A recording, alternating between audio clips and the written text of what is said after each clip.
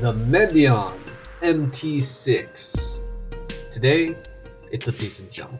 I'm going to have to guess that this PC was released somewhere between 2003 and 2004. If I'm wrong, correct me in the comments. It's based on what little bit of information I could find out about the processor and the monitor. My guess is that back then, it was probably still a piece of junk. Celerons never had a good reputation. They were underpowered, but to their credit, they did the job. Normally, I wouldn't recommend anybody pay any money for something like this, but I've got another project I'm working on that I'm going to need an old motherboard and this fan that I recently got, and I'm preparing a little bit of an interesting surprise. Anyway, I paid 10 euros for it. Came with the original box, a keyboard, a ball mouse, yeah, and of course the desktop tower.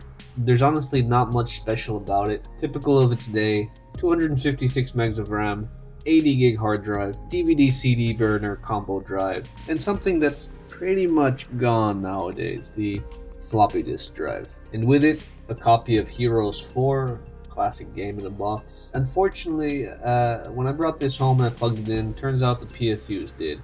Kind of a disappointment. I did the whole green pin to ground test, and I opened up the power supply, did a few tests, definitely dead. So today, you won't be getting any review on this old desktop. At the moment, I have a Pico PSU on order. When we get that, if there's nothing wrong with the motherboard, then I'll give a quick review on that. For now, let's look at this fantastic little monitor. I'm actually in the middle of putting together a multi-monitor display for my workspace, and things like pixel speed and density aren't going to be a big issue. That being said, we live in an era where old LCD screens are basically given away, and for about 5 euros, you can pick up something a little bit better. That said, works for me. I'm going to be using it. Let's go ahead and jump into a quick review. The ScaleoView C15-2. It's a 15-inch monitor, a bit small. For at the time, it would have been a standard monitor size. I'm sure at the time that this was purchased, this monitor would have been luxury. You see, back then, CRTs were still the norm. Something like this, I really wouldn't be surprised if this monitor costs more than the actual desktop. Surprisingly enough, it's not that bad of a monitor. Like I said, a little bit on the small size at 15 inches, but like I said,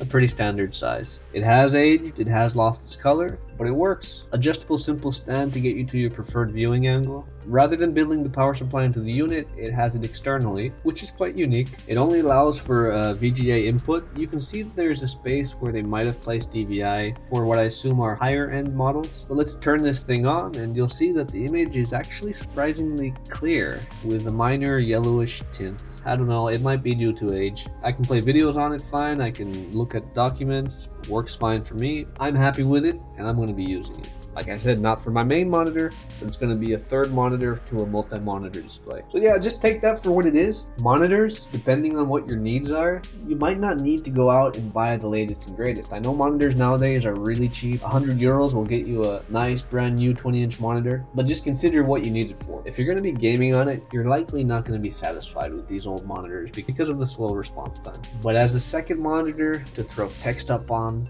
video onto, it's perfect, especially when you consider that they're pretty much given away.